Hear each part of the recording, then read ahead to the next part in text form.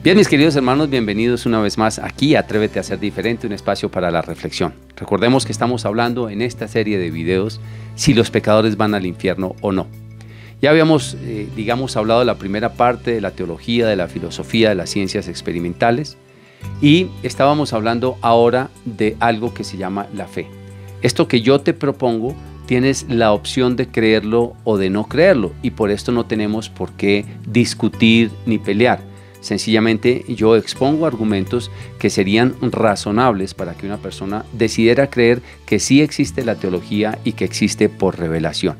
Y existiendo la teología por revelación, entonces nosotros podemos entender que efectivamente existe el cielo, el infierno y el purgatorio. De cada uno de ellos seguramente vamos a hablar a lo largo de estos videos, pero por lo pronto nos vamos a centrar en esta pregunta: ¿van los pecadores al infierno?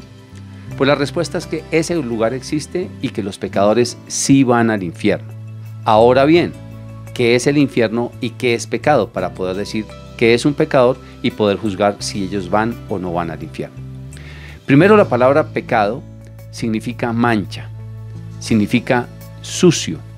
Nosotros podemos tener un pecado leve, podríamos decir que es un pecado grisáceo, o podemos decir que tenemos un pecado grave.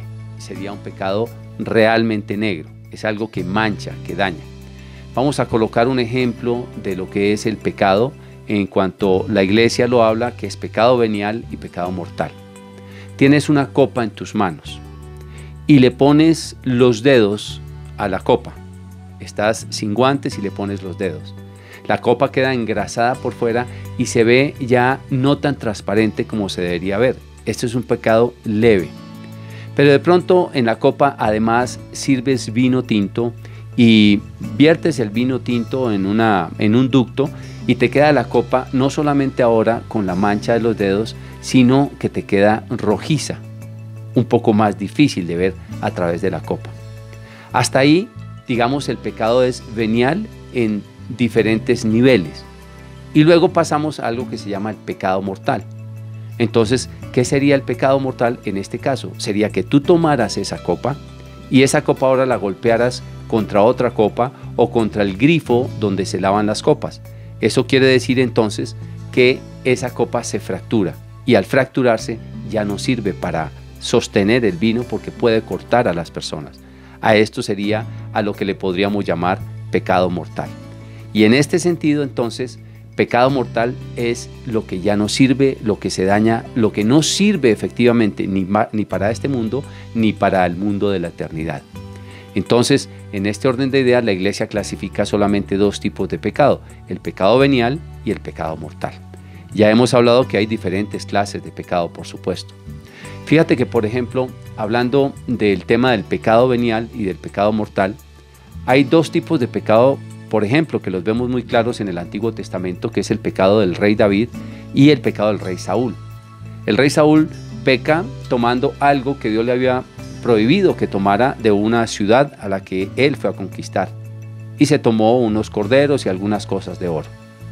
Cuando llega el profeta a reprenderlo y a tal vez quitarle ya su reinado, entonces él se justifica diciendo: no, pero es que esto lo tenía era para ofrecerle un sacrificio al Señor.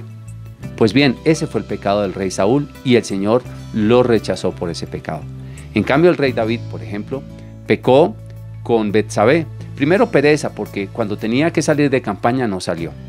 Segundo, por el ocio que tuvo en esa pereza, pues sencillamente le llegaron malos pensamientos de fornicación con una mujer que vio desnuda desde lejos.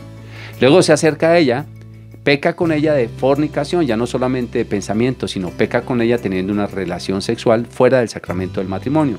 Pero además esta mujer era casada, entonces cometió adulterio. Y fuera de eso, trató de tapar el adulterio con una mentira, mandando llamar a su esposo, que estaba en la guerra, para que se acostara con ella y pudiera adjudicarle el niño a él. Pues bien, el esposo no se queda con ella, por lo tanto decide el rey David mandarlo de nuevo a la guerra, pero pide que lo dejen al frente de batalla para que lo maten. Y efectivamente lo matan. Entonces se convierte también en asesino. ¿Cuál pecado es más grave? Pues obviamente podemos decir que el pecado más grave es el del rey Saúl y no el del rey David. Y sin embargo, Dios perdonó a David y no a Saúl. ¿Por qué? porque sencillamente Saúl en su soberbia quiso justificar su pecado. Es diferente la persona que dice, como fue el caso de David, sí, tienen razón, he pecado contra Dios, he pecado contra ti, Señor, perdóname, ponme el castigo que quieras, pero sí, es cierto. Esto se llama la virtud de la humildad. Y entonces el pecado se puede disminuir con el grado de humildad que cada uno de nosotros podamos tener. Pecado mortal es una persona que se sostiene hasta el final en la mentira, con orgullo y con soberbia, y que jamás va a reconocer en su vida que depende de Dios, que está necesitado de Dios y que no es perfecto, porque ninguno de nosotros somos perfectos.